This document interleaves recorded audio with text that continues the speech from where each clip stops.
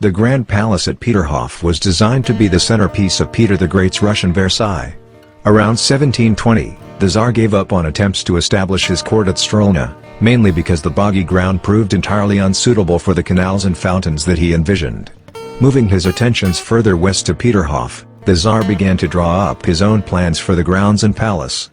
Work had already begun on a modest palace, designed by Jean-Baptiste Leblond, in 1714, and that building was completed in 1721. Meanwhile, fired by Peter's untiring enthusiasm, a massive amount of work had been completed around the palace, including the landscaping of the lower park, the digging of the sea canal, and the building of Montplaisir, Marly Palace, and most of the Hermitage.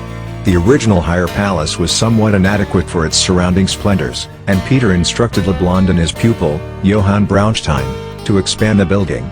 Work was halted after Peter's death in 1725, and Peterhof was almost abandoned until Peter's daughter Elizabeth came to the throne in 1740.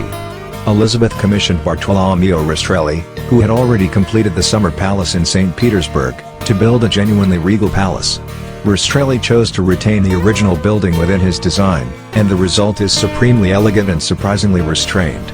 The long, narrow palace, which was built in the last decade before Baroque made way for neoclassicism, has minimal decoration, and Rastrelli's chief stylistic flourishes are the two white pavilions with gilded cupolas at the end of the wings.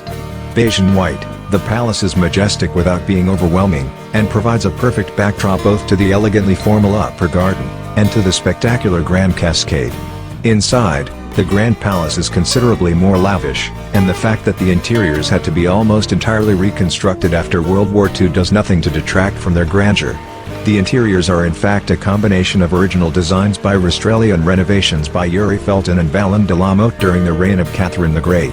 Further changes were made in the mid-19th century, but nonetheless the palace's sumptuous interiors have retained a remarkable homogeneity of style. Visitors entering the palace are confronted by Rastrelli's incredibly ornate ceremonial staircase, which sets the tone for what is to come with a magnificent fresco of Aurora and Genius and multitude of gilded statues.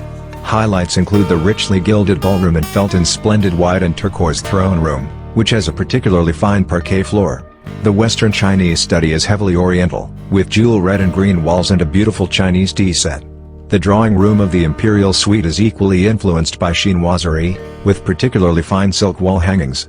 The rest of the Imperial Suite, the royal family's private quarters, is furnished in grand 19th century style. Also of interest is Peter the Great's charmingly simple oak study, and the adjacent crown room, which was in fact the imperial bedchamber.